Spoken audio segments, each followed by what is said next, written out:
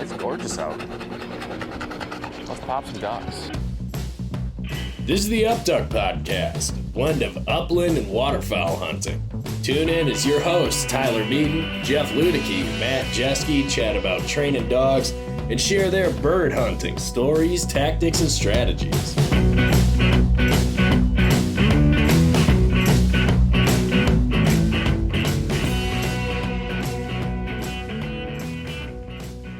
Bing.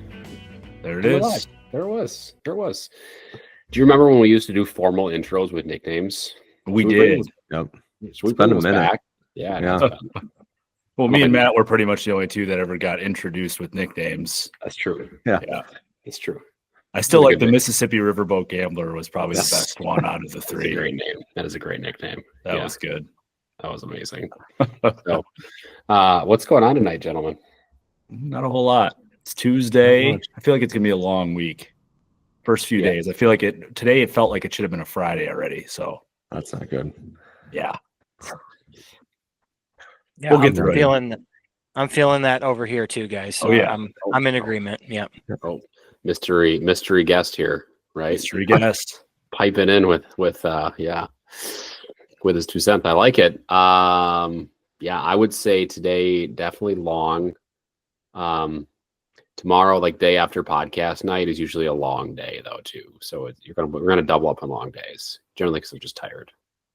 Yeah. Yeah, I have a hard time falling asleep after the podcast nights. I usually need to wind myself down a little bit. You know, I'll watch like The Office or something and just veg out on the couch for a half hour. Even if it's late, I have to do it. I can't just go like straight from the computer straight to bed. It just doesn't work out. Yeah. I didn't notice that until Jeff said it like 6 months ago. And then I realized I was like, oh, I can't fall asleep either after. That's why it's been like that the entire time. Yep. I'm in the minority here. Seriously? I mean, I hit the pillow. Pass out. Roll or read or do something that isn't. Yeah. Okay. Wow. Who knew? Okay. I have no issues falling asleep. It's because you get about 3 hours of sleep every single night. So that helps. I'm shooting for 6. That's my goal this year. 6 every night. Yes. All right. 6. That's an improvement. So That's I'm crazy. I'm not young anymore. You know, I can't roll on like 4 hours of sleep night after night after night. 4 hours of sleep, coffee, and adrenaline. Let's go. Unless we're going on a hunting trip and you try to convince me to leave at like 2 a.m. and drive 13 hours. That's called excitement. Yeah. All right. That's called excitement. And then we miss the exit 10 minutes from the place and tack on another 40 minutes of driving. So yeah. Kid Rock, blame. Anyway. Okay. Enough pitter patter banter. Let's bring in our guest who already piped in here. He is a friend of mine. I've known him for, 5 years maybe now. And we actually just met in person for the first time out at SHOT Show. So Mr. Christopher Ingram, welcome to the podcast. Thanks, guys. Yeah. And also thank you for lunch at SHOT Show too. Yeah, you bet. Yeah, it's a good time. It was. Can't believe we had to, and being originally from that area too, and years and all the mileage and time in between. It's like, oh my gosh, I can't believe we met up in Las Vegas finally of all times and places. That is actually ironic. I'll let you say that. Yeah. So where are you from originally in Wisconsin? So kind of born and raised in the Milwaukee area. And went to high school out in New Berlin. So moved out to the suburbs after elementary school and kind of stomped around Waukesha County and that. After high school, went to college in Oshkosh and had a blast there. Really enjoyed the Fox Valley and that whole area. So yeah, that's home. Yeah. Okay. Did you? I'm gonna ask. Did you go to Eisenhower or did you go to West? I went to West. Yeah. Yeah. Okay. All right. Yeah. I'm sure some of our circles kind of cross over, and you have friends from the neighboring towns and stuff like that too. But I've been gone. Gosh, I mean, it's been a long time now. Yeah, sure. What would the difference have been, Matt, if you would have said Eisenhower versus West? It wouldn't have been a problem. I have no problem with New Berlin people. Okay. I'm from Muskego, so just yeah. Nice. That's funny. Yeah. Well, at least we didn't have to end the show early. I mean, that's it. Yeah. I didn't have to log off. I don't know. Is there like some sort of bad blood or No, if it was Eisenhower, I would have said played volleyball there and golfed like right next door, but we didn't really play west much at all. So Yeah. I guess if you went to Eisenhower, we'd be having a different conversation. true. Then, That is true. That is true. Wait, now I got another question. Not for you, Chris. Matt, you played volleyball? Yeah. I didn't know that. Played all through high school. Played club ball. Played just Dang. intramurals in college. It's the first time we're learning this. I know. Seriously. You're welcome. Yeah. Wow. Yeah. Chris. Yeah. Man. Okay. The things you think you know about people. Yeah. Then they drop bombs on you in the middle of the podcast. Okay. Mm-hmm. All right. We'll talk about that more another time. Yeah. All right. So Chris, right, you're from the same area that Matt grew up in, from the same county that Jeff and I both currently reside in. Did you grow up hunting Waukesha County?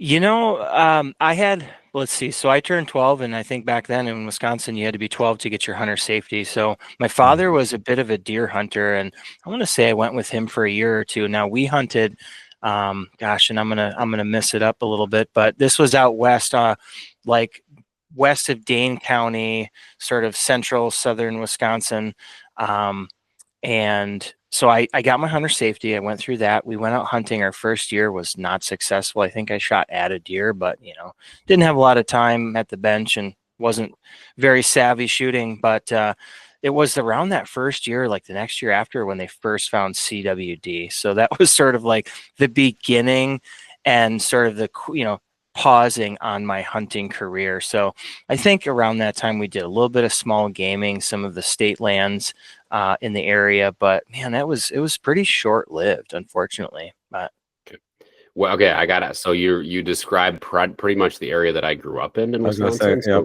That's what I was gonna say. So, That's where Tyler was from. yeah. So where specifically did you go out hunting west of Dane County? so what was it? It was like Blackhawk Lake was the area. I think that Blackhawk Lake, WMA or what have you, is a big, like, couple 10,000 acre public land area. That's where my dad got started and took us. God, and I can't remember what county. It's been a minute, but it's really, really cool country out there. Sort of get into the driftless a little bit with the like rolling hills. Kind of right at the end of the glacial area. It was super neat, getting out of the city area and stretching the legs out in that country. Yep. Blackhawk is beautiful. Love that little lake. Yeah. Yeah, that's probably 30 minutes from where I grew up. Oh, no kidding. Yep. And very cool. we must be the exact same age, because I deer hunted for a year and then CWD kind of broke out.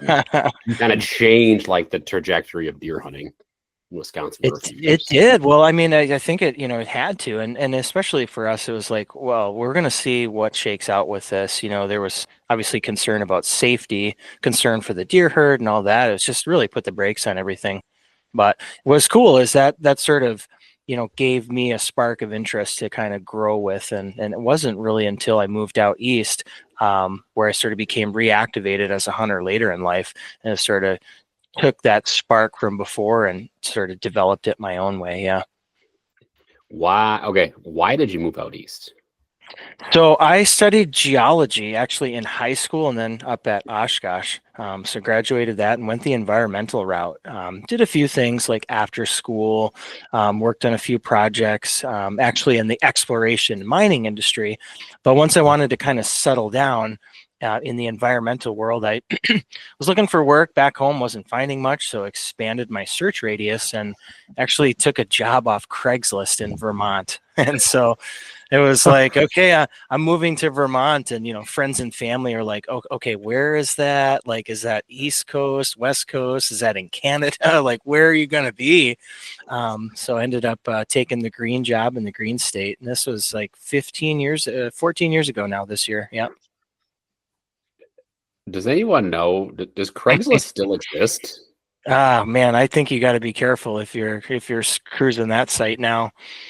Facebook Marketplace is definitely taken over. And Yeah. you can kind of Still like exists, stalk, but you can nobody- stalk people, who the seller is, and get a good idea if you want anything to do with that. Yeah. That's fair. Craigslist. I bought my first duck boat off of Craigslist for like $100 at some dude's backyard. It's a little 12-footer. Nice. Yeah. Nice. Oh man, Yeah. I think I remember searching Craigslist when I was a teenager, but I don't remember what I was looking for. Wasn't duck You could- boat? No, it was not duck boats. No, it's not. Might have. Well, I mean, I think it was either like duck boats, dates, jobs. There was only like a few things you could kind of find. Well, you could look for it. You could find anything. That was the scary part. Hmm. Did you ever go through like was it Lost Connections? Yes. Or, I couldn't There think of was the name some- of it. That's exactly what I was talking about. yeah. Or like the best of. There was, boy, you could get into some entertainment there for sure. reading through those listings. Yeah.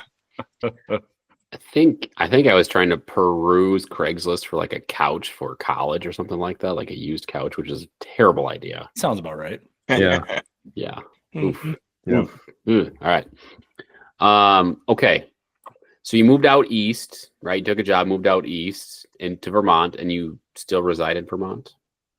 Yeah, that's right. Been here for 14 years. It was pretty quickly after I got settled in here that I met my future wife, and we became an item, and doing that thing, and just man, life took on. My life went into some changes professionally, personally, and I just haven't found a good reason to leave. I really enjoy it here. It is a sportsman's paradise. We have a little bit of everything, I would say. We've got the deer hunting, the turkey hunting, a lot of waterfowl, small gaming, fishing is incredible. I do a lot of fly fishing. We've got Lake Champlain, which is an incredible freshwater fishery. Got the mountains, sort of like the agriculture landscape. It's very like reminiscent of home. Especially that driftless area in southwest Wisconsin. Like we've got a lot of rolling hills, farm country, a little more mountains. We love our craft beer here. The only difference is the cheese. And I'm sorry to say, my friends, but if you've never had Vermont's Cabot white cheddar, it's life changing. So I will eat the yellow stuff, but man, I love the white cheddar. Dang, I think we got to go make a trip over to Vermont here, you guys. This is sounding like a dream come true. It seems like that whole like East Coast, like especially for waterfowl, it just from the people we've talked to, it seems very underrated. Like it totally is. You don't hear people talk about it, right? I mean, you hear Arkansas, No. you hear, mostly Midwest, the Dakotas. Like you don't hear much about that side of the country. Yeah. And, to get into it briefly too, like I said, I'm in Vermont here, and where I live, I'm 15 minutes to Lake Champlain across the bridge there to the state of New York. And, I'm 3 hours from the coast. I'm talking like 3.5 hours to Portland, Maine, maybe. Boston's like 3-ish hours away. So you're talking about from sea duck hunting to like divers on the lake, puddle duck hunting. We get a lot of Canada geese. You get into some snow goose hunting up in upstate New York. Like, I mean, it's certainly no Stuttgart. It's not Saskatchewan, but the opportunity is there, and it's great because people here, and myself included, like you field hunt, you can hunt the big water, layout boat hunting. There's puddle jumping, there's floating, there's all different types of hunting. It's really got a lot to offer. So you didn't grow up bird hunting necessarily. You moved out to Vermont. You got into bird hunting pretty heavily, it sounds like. What do you think sparked that interest? Like, how did that get started? Yeah, it's funny you say that, Jeff. So when I got here and sort of wanted to, I had time now after school and I've got a life now, I have time to get back into the outdoors. Well, I started from what I knew, which was deer hunting. I was living in an area with a little bit of public land nearby. And I think I got, one of my old shotguns from Dad, bought some bibs and started like scouting around for deer. But I ended up like getting into wood ducks. Like I had this place that I was going, and these birds were diving through the trees, and I was like, oh my God, this is amazing. Like, so I literally traded the, a rifle or slug gun for waterfowl shotgun, traded the bibs for waders, and sort of became this like impromptu duck hunter, and didn't really have a mentor or anybody to show me. So I just started to teach myself, just get out there, and of course, reading the magazines and YouTubes and things like that. But there is this like self-forged path. And just started to figure it out and sort of met some people along the way. And that's really actually what prompted me to take up photography is, take a camera out in the blind and start to get more invites, and people want photographs of their dogs and their kids and that. So it was sort of a little bit of a way for me to, get out with more folks and find more enjoyment, extend the season doing the photography thing. But yeah, it was sort of almost like accidental, kind of found into that. Yeah. That's fascinating. Now I see you have a dog behind you in that picture there. Is that yours? Not my dog. No, I got, Okay. they got a couple different dogs. And like I said, like take a lot of photos, but there has not been a personal hunting dog in the Ingram household as of yet. We lost our house dog a while ago. And so, sort of getting through that and just always waiting for the right timing and things like that. But, it's funny because if you'd have asked me what kind of dog you're going to get, every year for the last year, it'd be a different answer. And so like what started from that waterfowl hunting, once I moved into a new area where I live here now in Vermont, started like jumping wood ducks on some beaver ponds. And while I was hiking out one day, I had these birds flushing from the trail and I discovered that those were woodcock. And I was like, okay, well, I can hunt these.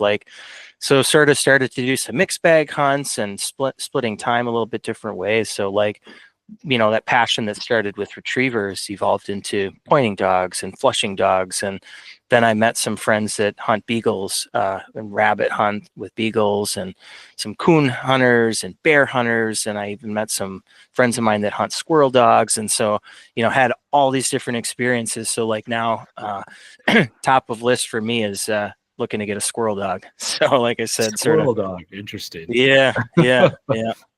Yeah. But if you guys have, I'm sure, done some small gaming, any of the listeners that like, man, we cut our teeth doing that. Like, it's so much fun. And that was my experience chasing these squirrel dogs. It sort of brings you back to your youth, and these little Feist dogs are, treeing and you're chasing, running around, stumbling over logs. And these old men, scrambling through the timber to try to chase a squirrel that's timbering out. And it's just a riot.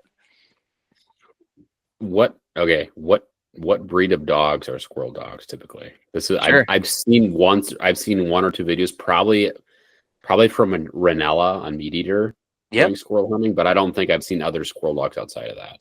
Yeah, so it actually has a pretty rich history in America, sort of like Southern Appalachia.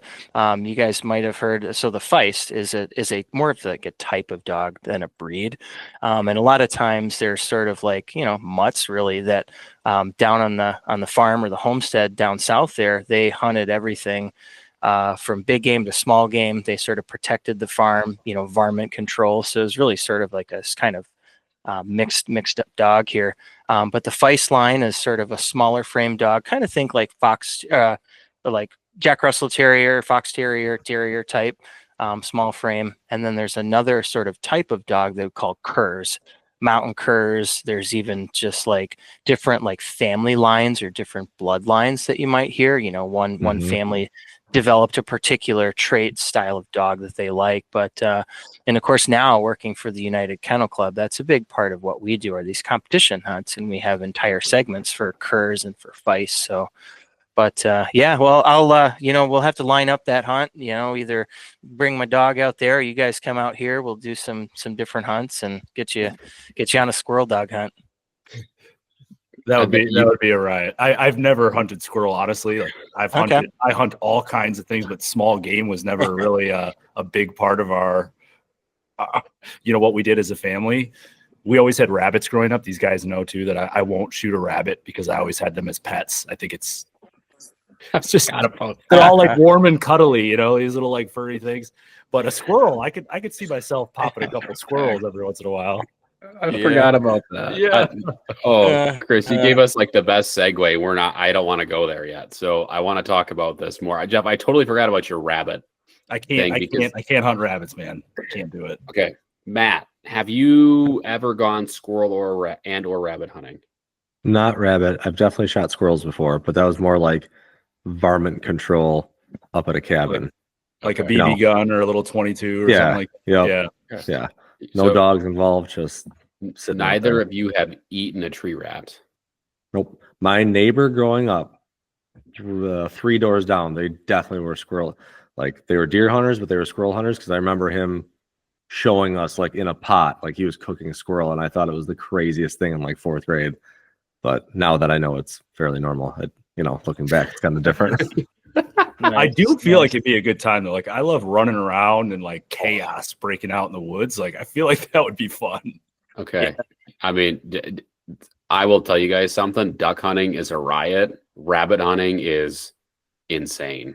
Like it is, you get beagles baying and they're several hundred yards in front of you and you're like, moving around, and then there's rabbits running all over the place and you're trying to hit them as they're screaming through the woods, like, 5 feet off your feet. It is a blast. It has been years since I did it, but my uncle had a dog, a beagle growing up. And so we did a bunch of that and yeah, fun, very fun. Yeah, it's definitely a different ball game, but there's really something special. There's that camaraderie, there's that communal aspect of the small gaming. Less pressure. You can walk around and visit. You can make noise. And like you said, Tyler, like being out in the winter time with the snow on the ground and there's nothing better. I love to do that out here. I have friends with beagles and we chase rabbits and hares, and it's just a great time. Yeah. And they taste just like chicken too. Pretty close, yeah, absolutely. Pretty close. Yeah. And those squirrels too. I'm not afraid to take some picking on, but man, I like eating them. They taste a lot like chicken, but I think sort of like a richer, nuttier, earthier taste, and they're a nice like lean white meat. You can really do a lot with them. Anything you can do with chicken, you can do with squirrel. Okay. All right. Sorry. Where were we headed with the whole conversation? I totally did. I was thinking about these poor rabbits running around getting shot. Oh man! I got a soft spot for the rabbit. I got a soft spot for him. Oh yeah. That's great. All right. So okay, we were talking about you getting reactivated into hunting and sort of your hunting journey, and you started taking pictures. I think we should go back and revisit that for a second. Like, how long ago did you start taking pictures, and just talk about that journey a little bit, and maybe Feather Wind Creative, because that's how I got to know you, was through that business line. Yeah, that's right. So I would say like I studied geology in college, and so I had a camera, I had an old point and shoot pocket camera, to take photos of the field and things like that. And I feel like I developed a little bit of an eye. I was taking selfies before it was cool in 2007 and that, but I want to say it was 2015 when my wife and my parents bought me my first camera, my first DSLR, and took that down to the lake and was taking photos of ducks and geese and started taking that on the hunts, and really enjoyed that and wanted to have a means to pay for more gear and pay for trips and sort of monetize this. So started Featherwind Creative, which is an LLC that I've owned and maintained since then. And kind of what started from photography evolved into a little bit of like website work and digital marketing. At some point I took up writing, editorial, started to get involved with magazine publications and working with different brands, doing photo shoots, copywriting, all these different things. Got into the podcasting thing, which was, Tyler, how you and I linked up, working with the Go Wild team and kind of doing that. But so yeah, I've had Featherwind for a number of years, and I've worked at it full time and part time, different capacities over the years, and I've done everything from like wedding photography and portraits to, like I said, website, podcast. Now I really kind of keep it scaled down. It's kind of there for fun. I use it to help pay for trips and things like that. But no, it's been a good time. Good. And then how did you get into like print copy? Yeah, I think, well, so like going back to when I really got to Vermont and got started with like waterfowl hunting, not having a mentor, like I went to the magazines, so like Wildfowl Magazine, American Waterfowler, Retriever Journal. I mean, I still carry subscriptions to those. Like I just like, that's where I learned. You read those how-tos, you read about the like adventures and just like that lifestyle. Always just been a fan of that print medium, something tangible, sort of this immersive experience. And that really compelled me to get into the editorial side of things. And man, I think it was just like sort of identified some people that were writer photographers that I really like admired and wanted to, sort of like shadow under or what have you. So started to make some contacts and just kind of took a chance, man. Like you just get started. Like I think the first piece I wrote was around 2015, 16, and I'm sure it wasn't very good, but there was a publication that decided it was good enough and printed it. And it just takes one to kind of get your name out there, get some experience and kind of keep going from there. And like I said, talked to a lot of different folks who were doing it, different freelancers, started to make contact with editors, sort of learning like the business side of things. Just really wanted to try to kind of find my own voice, in that and just be sincere about here's what I'm out here doing. And, I'm not an expert of anything, but kind of just telling my story. And it really just kind of spurred from there. As my life got into different hunting and fishing opportunities, and of course, being here in the Northeast, kind of sharing some of those experiences. And yeah, it's evolved from kind of being part-time and freelance, little projects like that, to I've held different positions, worked at Vermont Fish and Wildlife here in their communications program, was an editor at Gundog and Wildfowl for a number of years. And most recently, about 8-9 months ago, got started with United Kennel Club and working on some stuff with them. And I don't do too much freelancing anymore, but yeah, really enjoyed it. So Matt, our subscriptions, right? Our UKC subscriptions are paying Chris's salary. Yeah. Hear that? Well, come on now. There's a lot of that's going to the HRC. Let's be fair. But yes, the UKC, the United Kennel Club, is sort of affiliated with the Hunting Retriever Club, and I essentially I think we handle their sort of publication that was printed 6 times a year for you folks. Yeah. Yeah. Okay. All right. So UKC, what did they hire you to do, and what are you doing now? Sure. That's like with like any job, right? Like here's your title, here's what you do, here's what you started doing, here's what you're doing now. So my title is the marketing promotions manager. So kind of started with like lots of higher level projects, sort of on social, the Hunting Ops podcast, different like events, marketing and promotions, different campaigns and strategy that way. And within that scope of work, they had invited me to sort of work on the reintroduction and relaunch of this historic publication.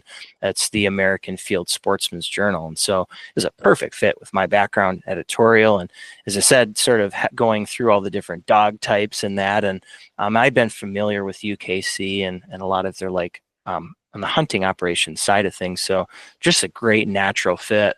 And that's my job has mostly focused on that, with the American Field sort of rebranding a bit, getting this publication back into print, launching into social, email, digital, sort of like building that brand. So that's what my job has been focused on lately. Yeah. Okay. Now I'm going to play dumb for a second, Chris. Yeah.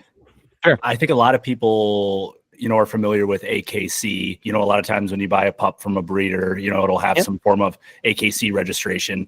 I don't know if as many people, at least not me personally, are as familiar with UKC. Like, what are the big differences between the two?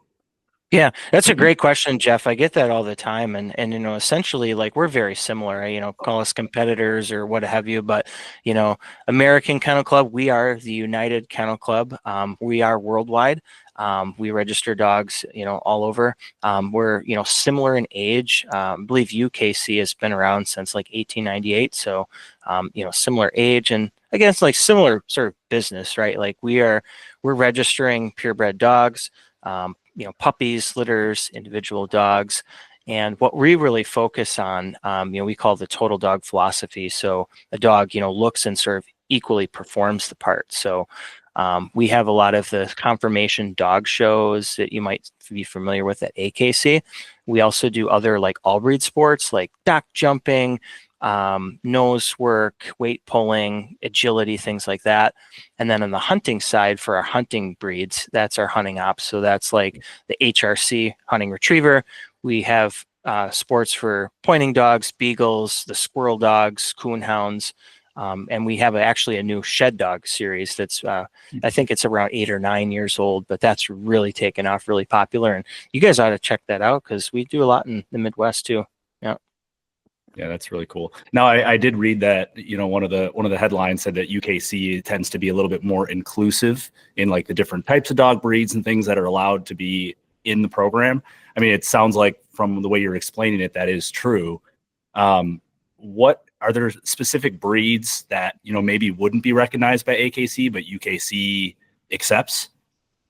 Yeah, that's another good question. And I'm certainly no expert in that, but again, I think the whole idea of having, these pedigrees and preserving the lineage of these dogs, for in the conformation and the physical attributes, but, we're big on that performance side of things too. So, of course the website has like all the list of like recognized breeds, but, largely what it is, you need to be able to register your dog with UKC to be able to partake in that show or in that competition. So, but I would say that, and again, not being super into it, but from what I sort of hear from a lot of folks is that UKC is like pretty inviting and is pretty like accepting of like, if you have a dog registered with this other one, we can usually like work with that. Like we'll see that, like, we want you to compete and be a part of this. Yeah. We're, I would say, more focused on that like community aspect. It's still some competition, but it's more about like, family and fun and kind of community level, than maybe some of like the, pretty intense trials in other places. So, yeah. Mm-hmm. Now, I know, Tyler, I think you and Matt have both mentioned that you have to have UKC registration to be able to compete in HRC, correct? Yep. Yeah. Yeah, that's right. So HRC is an affiliate, with UKC. So like, and that's sort of where we get into like the titling and the pedigreeing and that. So that would make sense. Yeah. Interesting. Mm-hmm. Keep going, Yep. Jeff. No, you're good.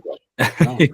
I play dumb. I don't know. You guys are in the test world a lot more than I am, so I don't get as involved in that. But No, I think no. You brought up a good point. So, which or a good question, which Chris then alluded to, which being inviting, and Chris, you said that if a dog is registered with another organization like the AKC, UKC would generally accept that. So Yeah.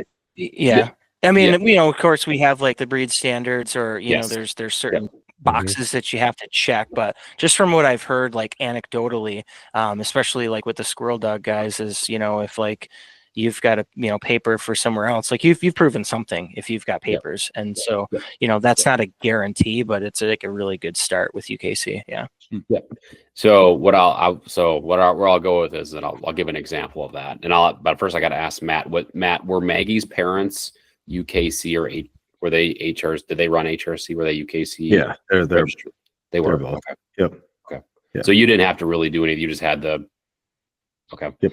So for me, both of my dogs, the parents, well, were not UKC registered, right? They weren't affiliated. They just weren't. And so I had to go through the process of essentially submitting some paperwork, right? Like pedigree, filling in some pedigree stuff for UKC to get UKC registered.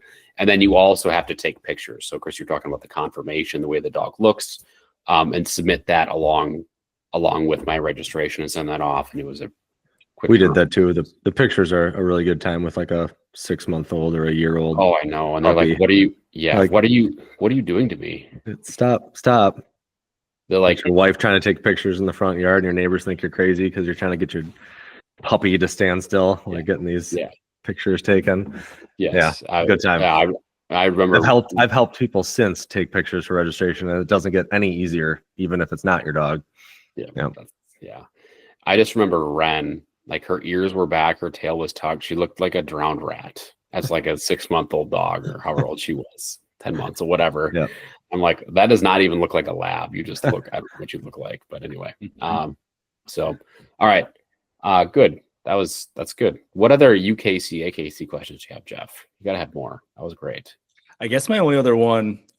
So I know HRC is more for the retrievers, right? So typically your labs, but there are some pointer breeds that get in there too. But so what does the hunt task format look like for, pointing breeds? For Yeah, AKC, sure. you got like your junior title, your master, your senior, all that stuff. Is it very similar to that? Yeah, and I'm definitely not too familiar, and again, I come from more of like the pleasure hunting side, but it's been a great lesson and learning experience into all that. So, I would say like with the retrievers, it's the hunt test. They sort of hunt to the standard. You get your pass, different things like that. On the pointing side, I think it's a little bit different because actually within the pointing dog / like upland segment, I believe there's a few sort of like different classes or different types there. Like there's the American Field trial system, which is part of like what we acquired in a few like recent years. But there's some other things too, and we work with a lot with like different breed clubs, the Vishal Club or the whatever it might be. So, but yeah, I'm not too familiar with the specifics of that. I believe it might be more of a testing system, but yeah, don't quote me if it's like trial based or more competitive. Still learning. Yeah. Nice. Yeah, that's good. I heard Visa Club, Club, and he must have saw the Vishla back there. He's like, Oh. I am a Vishla owner. Yep. So yeah. Mhm. Maybe I have to look into this a little bit more. That'll be more for dog number 2. Okay. Yeah. Sounds good, Jeff. Yeah. I didn't think you were getting another Vizsla, Jeff. Well, I don't know. We'll see. When We'll is see. dog number The two? wife could convince me. Dog number 2, it'll be a few years yet. Come on. It'll be a few years.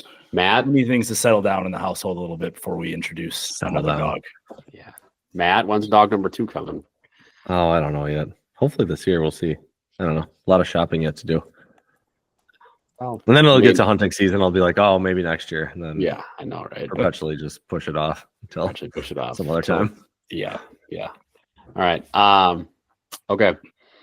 All right. So American Field, what was American Field? Like, give us some background on that. You mentioned it a couple of times, right? Yep. I don't know a whole bunch about it. Yeah, so and that's been a big learning thing for me too. I think like a lot of us, anybody in the hunting dog world has like heard of American Field. It actually dates back to the brand, goes back to 1874, and it has its roots with America's first pointing dog field trial that was held outside of Memphis, Tennessee. And, of course, like if you have an event, you got to start reporting on it. You got to start to sort of catalog these dogs. So if anybody's heard of the Field Dog Stud Book, this was sort of a registry that was synonymous with the American Field and that pointing dog system. Sort of part of that package was also the American Field publication. It was American Field Publishing Company based in Chicago. And for the longest time, it was a weekly newspaper. Originally came out as a tabloid size, so like 11 by 17. It's full of all different types of stories, not just like event results, hunting dogs, but like fishing stories and travel destination and conservation.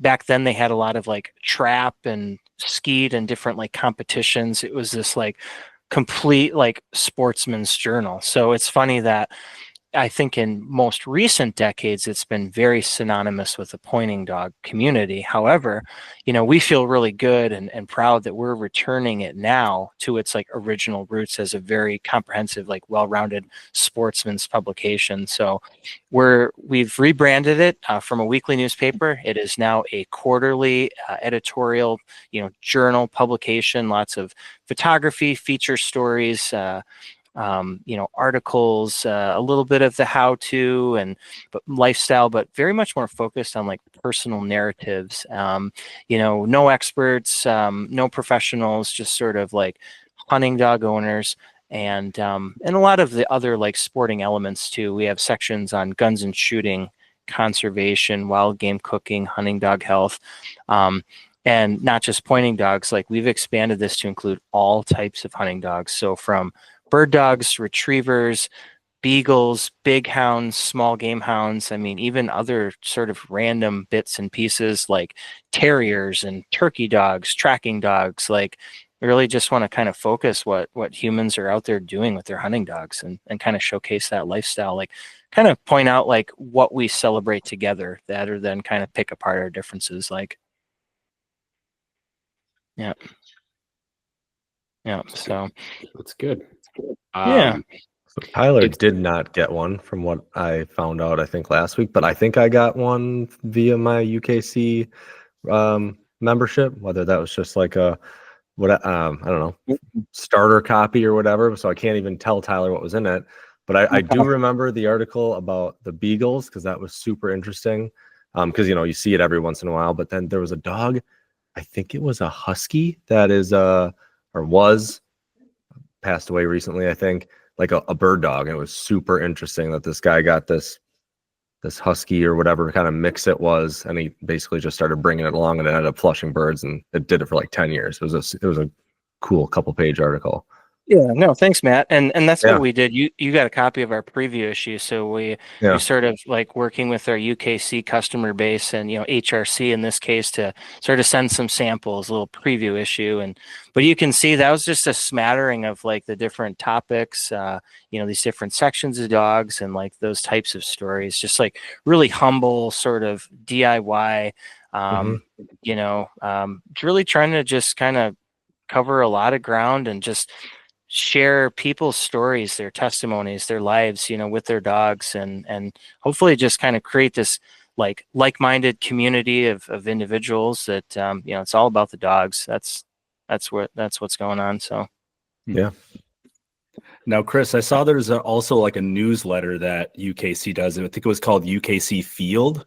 Yeah, Jeff, that's a really good point. So like our American Field customers are involved in that pointing dog sport. Like we're serving them the UKC Field. So now that is a monthly publication by UKC for those pointing dog like trial customers of like upcoming events, hunt results, Hall of Fame, those different things. Like if you're involved in that sport, that's the newsletter that you want to be getting. So yeah, what we've had to do is sort of continue to provide that information materials to that customer base. And we've taken, the legacy title and expanded that to the new editorial journal. Yeah. Awesome. Yeah. Yeah. I was looking at a picture of it here of looks like it was a copy from 2020 and it had like a real like vintage feel to it. The American Field cover page, it looks like. Is it going to continue to kind of have that vintagey feel to it? Or are you going to kind of keep that with the theme? Yeah, so that's I think when you have a legacy title that's 151 years old in 2025, you got to pay some homage to where we've come from, and again too to kind of carry that torch, right? So like we've included a section every issue on field trialing, American Field plus some of the other sort of trials largely for the pointing dog crowd, but yeah, like I mean we got archives for for that long, so we'll definitely kind of continue to carry that legacy and have those inclusions and pay attention to our history. Absolutely. That's cool. Yeah. So Mac got a preview. When can we expect that's right. like the first release of this magazine? Yep. So our inaugural relaunch will be starting with our spring issue. This will be coming out sort of kind of like maybe like early to mid-March. So we're developing that right now, getting ready to go to press with that. So anybody that's signed up, or you got a little time yet to get on the list, and you'll be receiving issue number 1, our inaugural relaunch here, just a short time away now. Yeah. And what is the price? How do I go and sign up? Where do I need to go? Sure. So we're doing $39.95 for 4 issues, and that's 4 100-page issues a year. And you can find all the information about our brand, subscription, if you want to contribute, advertise, contact, all those different things, interact with us on our website, which is journal.americanfield.com. And you can also find us, we're active on Facebook and Instagram, to find the social community there and, direct you to the website. We've got a newsletter. If you want to kind of sign up for some updates and special offers. But yeah, I would say the website's a good place to get started and get on the list. Yeah. Would you say you're like encouraging people, like not even, writers and editors, you're encouraging just your everyday hunters and dog owners to, reach out and, tell their story? Yeah, absolutely. So always an opportunity, to collaborate. So that might be some photos, it might be like writing essays, it might be an article, but we're also going to do like art and poetry, and maybe some fiction or like humor pieces, just like different literary works around the hunting and hunting dogs. We've got a pretty unique sort of back of book reader submitted section that I call first and last.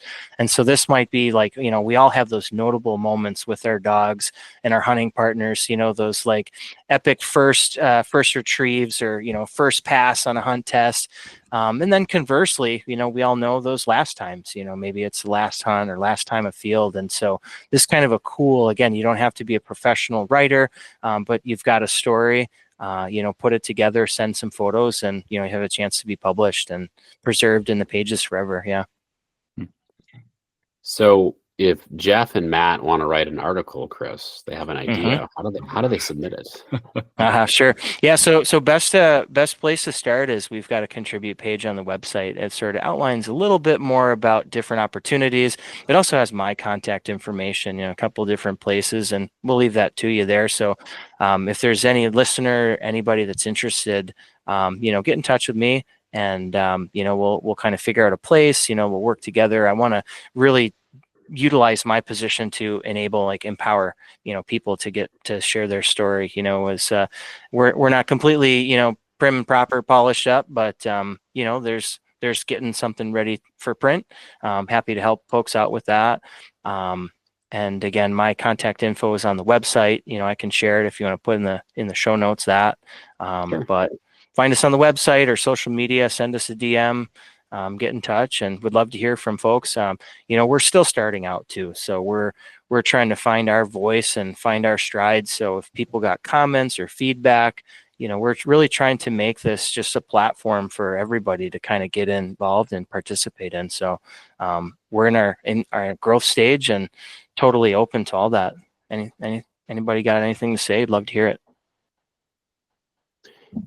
Are there any other we'll say dog-centric magazines that cover more than one niche out there? Yeah, I think there's a few, like, and again, we have competition, and like, we're coming into, there's a lot of really great titles, a lot of like iconic brands, the Retriever Journal, Pointing Dog Journal, Gun Dog, Covey Rise, Shooting Sports. I won't even tell you, I've got probably 16 subscriptions at home.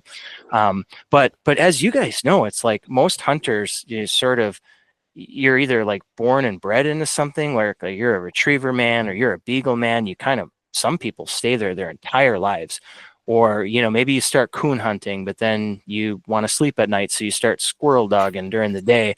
But there's not a lot of hunters out there that have a kennel full of, a diversity of different dogs. And let's face it, like, it's harder to feed all these different dogs and train them and travel and do all these different things. So, my hope is that we create this community. And again, like if you're a retriever owner, but you're reading about this hare hunting behind beagles, or you're reading about tracking dogs, or, whatever else, that like, man, you might be able to do more with your dog.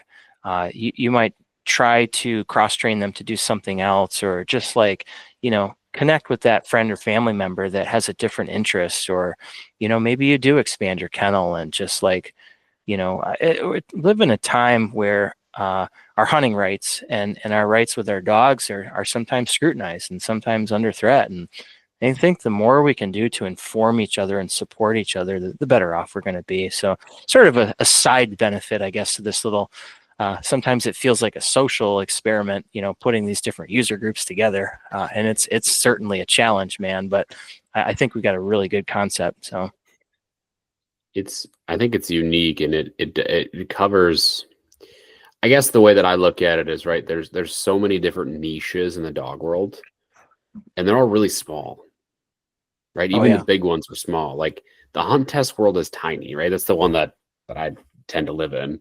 And I look at like the American Field Sportsman's Journal, right? You're covering all this stuff. And for me, as I look at it, I'm like, well, this is an opportunity for me to get educated on a lot of different breeds, a lot of different things that I just don't know about. I just get exposure to it. And that's good, right? Knowledge is power, because you're right. Our winning rates are under attack. And we have all these different niches, and we can pick and fight about, how, labs are better than pointers are better than labs, blah, blah, blah, whatever it is, or we can just sort of come together under one umbrella. So anyway, that's my 2 cents. But yeah, I need to get subscribed, I think is the thing. I told you I would in Vegas. I haven't done it yet. I'm sorry. That's all right. I got a preview issue coming out to you, so check that out. But yeah, thank you. Appreciate that. Yeah, absolutely. Appreciate that. I'm still a little bit bummed that I wasn't chosen initially here. I don't know. You must be like slacking on your UKC membership or something. The Behind on dues. Yeah. Yeah. Yeah, we ran some magic through our computers, and you didn't make the cut. Sorry, buddy. All right. That's all right. I see how I rank. All right. So what is there like you laid it out really nicely, but if there's like a elevator pitch for why someone should subscribe if they're listening now and they're on the fence, what's the elevator pitch, Chris?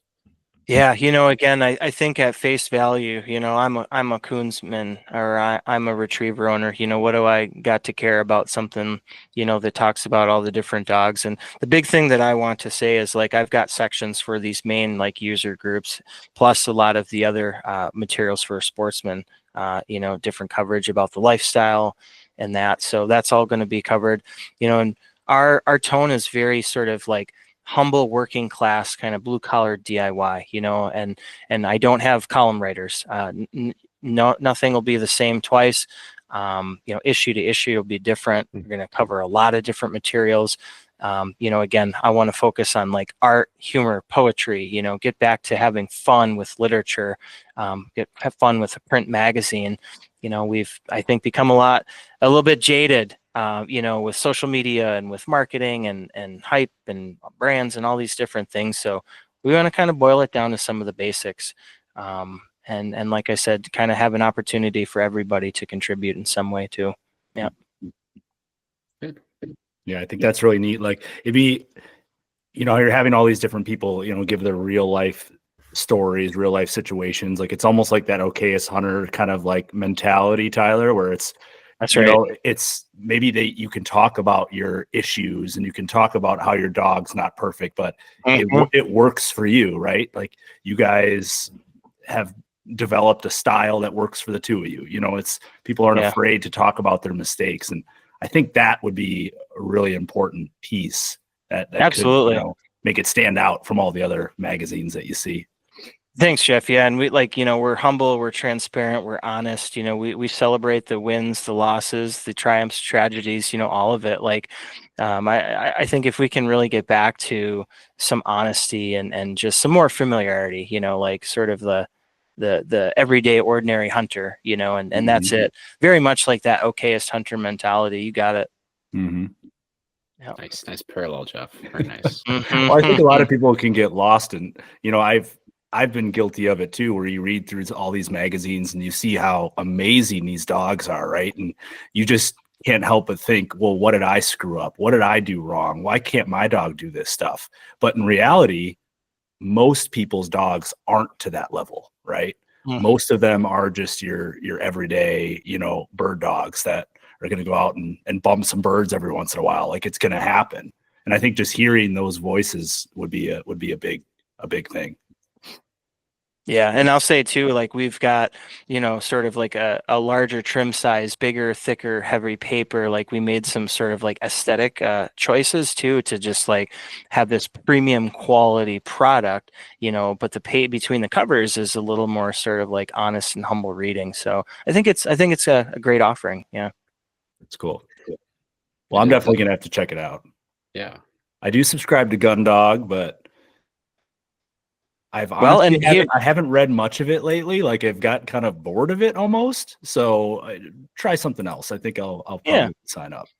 Yeah, and again, we're not trying to knock anything out of your mailbox. I think we're trying to really kind of complement and for us to like find our own space in the industry. There's again a lot of incredible titles. I still subscribe to all of them. Everybody's doing what they're doing very well, and so it was just like I wanted to find like our place among that. Be a little bit like distinctly different. Fill a void, sort of like within the mix of everything. So I think we got it. Cool. That's good. That's Yeah. good. Yeah. I do have to subscribe. I did get to touch the preview issue, and Matt, would you say the thicker paper? It's got that real meaty feel to it. Yeah, it's very unique. Yeah, Yep, definitely stands like out that. versus all the other publications I currently subscribe to. yes, Mhm. yes. Yeah, makes it harder to kind of read and throw away. Yeah, it's very nice. Like It really, a collector's it really is. item. It's Yeah. very nice. Yep.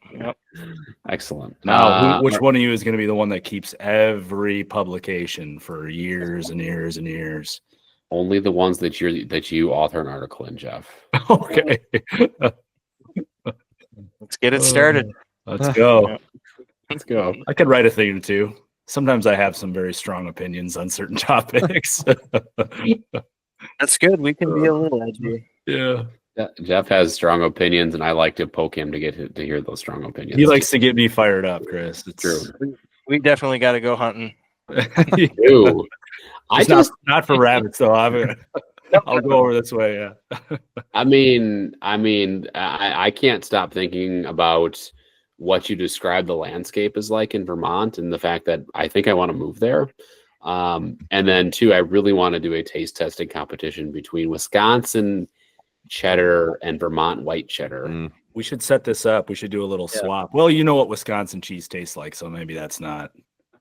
I'll sweeten the deal for you guys. We'll have to include some pure Vermont maple syrup and maybe a pint of Ben and Jerry's too. Oh, Give you the complete Vermont experience. Yeah. Chris is throwing down the gauntlet here. Oh man, we had Ben and Jerry's served at our wedding, actually. Oh my. Oh. Yeah, my wife met. I think it was Jerry.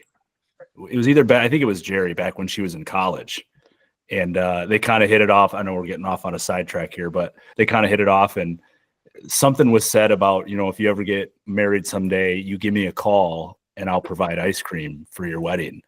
Wow. And I kid you not, like 20 years later, she got in touch with Jerry and he sent enough ice cream for our whole wedding for free.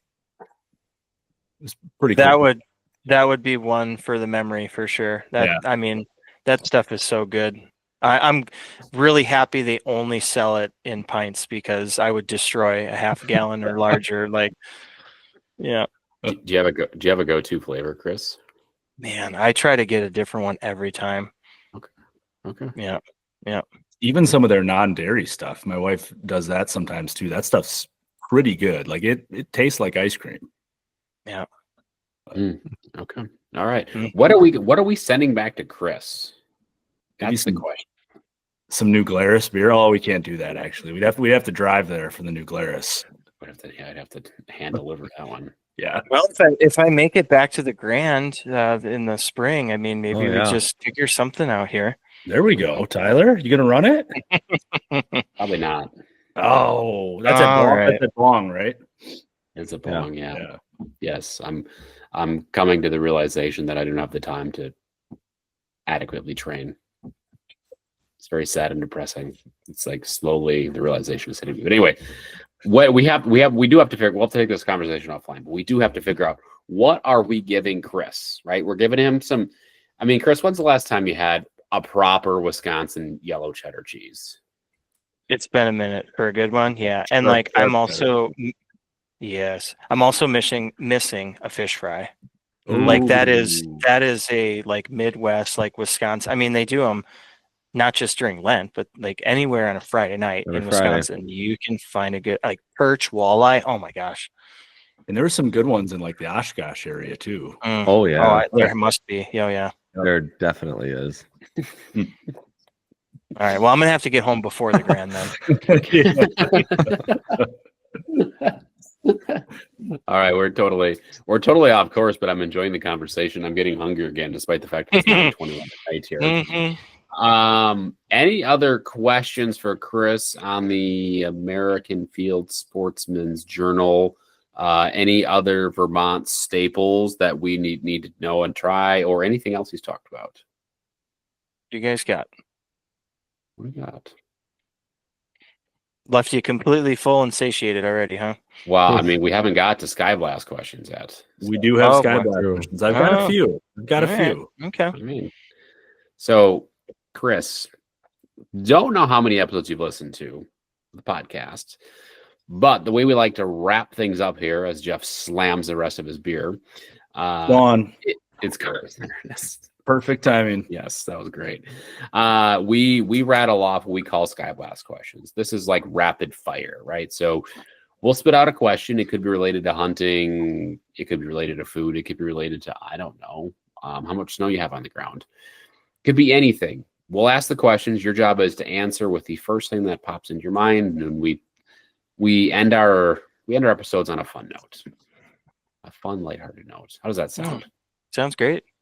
Okay, all right, Let's do it. Let's go first. You already know. Guess it's me. That goes first. I guess it's me. Let's go. All right. What's your shotgun of choice for waterfowl? Oh man. You know, I've been shooting different 12 gauges for quite a while. I've shot the 835, the 870. I have an SXP, but man, I'm really interested to shoot a 28 gauge now with some of those like newer bismuth and tungsten loads. So I've had my eye on the SB3 and 28, that nice 3-inch gun. So yeah. I was going to say the first ones you rattled off, those were all pumps. The first three that you Yeah. rattled off there, you're a pump guy.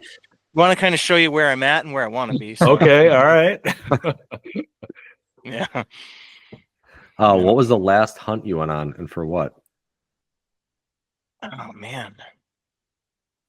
You know, the last hunt I went on, this will get you guys. The last hunt I was on was hunting with terriers in Indiana. And it was sort of like you work out like for farmers for like varmint control. This isn't just like killing for the sake of it. But we were dealing with some problem raccoons. There's some possums involved as well. A friend of mine from there has a group of Yog terriers, little black dogs there. And so, you know, it's a different kind of hunt. I mean, it's right. It's a hunt. It's dogs. It's digging. It's, you know, that side of things. So yeah, that was the last one according to the calendar I was on. Yeah. And what do you have a favorite taxidermy or mount at your house? Do you have any? Oh man, you know, I've been getting into, well, I shouldn't say getting into trapping. I'm getting ready to get into trapping. So I have a couple furs that I'm looking at right now. I also have a friend that's a decoy carver that made me a woodcock dead mount out of wood, kind of with this like old wooden box. I've got some old like Winchester paper shell boxes there, this nice like aesthetic scene. So that's in my office here. But yeah, it's a mount. Cool. So it counts. Yeah. Yeah. Awesome. That's what I had. I think we need a picture of that. You guys Definitely want need to a see picture. it? Yeah, I do want to Let's see see. that. Let's see what I can kind of scramble around here, stay I was upright. going to make you break your laptop here. Yeah. Yeah. Yeah, but Oh, this yeah. is there's my little marten fur. Oh, that's cool. Yeah. That's And really then cool. hopefully you can kind of see that. Yeah, it's super Yeah. cool, like hand carved and painted, and you know, some of the old Winchester shells, and yeah, Cool. That's awesome. perfect addition for the man cave. Oh, yeah. That's awesome. Mhm. I love the pictures on your wall in your office, Chris. Thank you. Yeah, it took a little while to get some of these, but you know, guys, we all have it. It's so cool to just have these memories, you know, preserved. And you know, again, they're not my dogs, but they're, you know, close friends and some of their dogs, you know, several who have passed, and to be able to just like remember that snapshot in time. I mean, I can go back to where I was standing, remember the environment, remember what happened that day, and very cool. I think that's really like what motivates me as a photographer, to just, you know, these fleeting moments, these fleeting times we have to be out there, and dogs' lives are so short. So It's good. Cool. Jeff. All right, I'll go. Okay, what is your? I'm going to steal a food related one, so hopefully Tyler didn't have this one as well because he likes the food questions. What is your go-to breakfast in the morning? Man, and I think it's like go to out of like convenience because I like to give myself a little time to get up and running, but there's still like a lot to do to get ready. So I've just been making smoothies lately, and I do just like blueberries and protein powder, some peanut butter, some almond milk, like I don't know, pretty routine, like it gets the job done. So and it's like maybe like a bit of a milkshake, so it satisfies for sure. Nice. I like it. Yeah. And easy to take to go too if you need to. 100%. Yeah. Like, I mean, it's great to eat, eggs and bacon and have that, but man, I don't have time. For sure. Okay. So you went to SHOT Show, you met Tyler, had lunch. Did you have a favorite product in the outdoor space that you came across that you're like super jazzed about? Something that's pre-launch, something that's coming out this year, possibly. Something that's coming out this year. Oh man, I'm trying to think. Man, I don't know if I have anything that's like coming out that's like brand new or what have you. But one of the things that I thought was like super interesting, and I want to make sure I'm saying this right, but I believe the company was called Crosspoint Gear. Guy was down below, and he had these like wool gloves that were waterproof, and like showed me the demo and showed me the makings of it all. And like I don't know about you guys, but I love wearing those little like wool gloves, like to keep you warm. But like if you get them wet, like you're done. So that's like, you have to have 3 pair to get through an hour. But this set he had here, I don't know if the name of them or whatever, but I believe it was Crosspoint Gear. Guy from out west makes them, and he makes beanies and socks and like super cool item. Like, oh, I can't wait to try this out. Makes them in like hunter orange and some natural colors. Super excited to check those out. We'll have to look at that. Awesome. Yeah. Okay, my last one. So you mentioned that you studied geology. Do you have a specific type of landscape or rock or mineral that is your absolute favorite? And you could just nerd out real quick. Just nerd out, even if we have no idea what this is. Yeah. Oh man. I mean, I've been on some trips and done some things. For whatever reason, like petrified wood really just like speaks to me. I have a piece that I hope I collected legally from somewhere down in Texas. If anybody's looking for me, but just like the way that it has the different color shapes, there's like the blues and the purples and like the different layers. And it's super interesting to how petrified wood comes to be. It's sort of like, buried, and it has water that seeps through, and those minerals from the water sort of leach. And I don't even know how they sort of transform from the wood and the cellulose to become this like tree rock, kind of thing. It's just, it's super interesting history of how that process happens, and just like very aesthetically pleasing. So I've got a chunk of that I like to look at from now and then. Mm-hmm. That's super cool. Perfect answer. Good. All right, Tyler, I'm out of shells. Okay. All right. First, before I shoot, I have a comment, right? And one is, Jeff, those were very tame, by the way. I'm a little disappointed. Oh boy. Yeah, I held back for Chris tonight. No, and we weren't talking about like the would you rather ones. Those can get quite interesting. You had the one with the babies in the ovens that was a little disturbing too. That I'll never forget. It's like seared in my face. that was with Keegan. He loved that one. Yeah, I'm gonna have to bust that out again sometime with some random guest. Same question. Yes. Yeah, it was Keegan, so of course he loved it. Yeah. So all right, Chris, coffee or energy drinks? Oh, coffee. Yeah, I don't like energy drinks. I think I've consumed once or twice too many of them. And that sounds about like my experience. I've even stopped drinking coffee, like, because I'm sensitive to caffeine, and it's hard to like measure. So I started drinking black tea in the morning, and I, it does what I need to do, and like nothing that I don't need it to. Okay. All right. Look at that. Look at that. He's not an energy drink guy, but I think he's Team Jesse here. Yep. Drinking tea. Yeah. Right. Wilding out. Hey, you know what? I'm going to be 37 here soon, so I don't apologize for any of that stuff anymore. Yeah, All right. yeah. Pizza or tacos? Oh man. I have had this like interest in wanting to like make pizza like or make like other items like into a pizza. So like a cheeseburger pizza, like a chicken parm pizza. So you got me thinking like taco pizza. So both. Yeah. Love it. Okay. Yeah. All right. Another food question for you. What is your favorite wild game to consume? Which animal or bird? Yeah, I definitely like leaning towards the birds, and that's mostly what I do, so it's mostly what I get. I mean, I've moose. I've had wild moose. It was like super good, like breakfast sausage. But I love a good rough grouse. It's just that like Mhm. juicy, tender white meat. But I really like a good duck. Ever since I started keeping the skin on, like black ducks, wood ducks, mallards, teal, like just, I mean, you don't need to do much. Just like keep the darn skin on.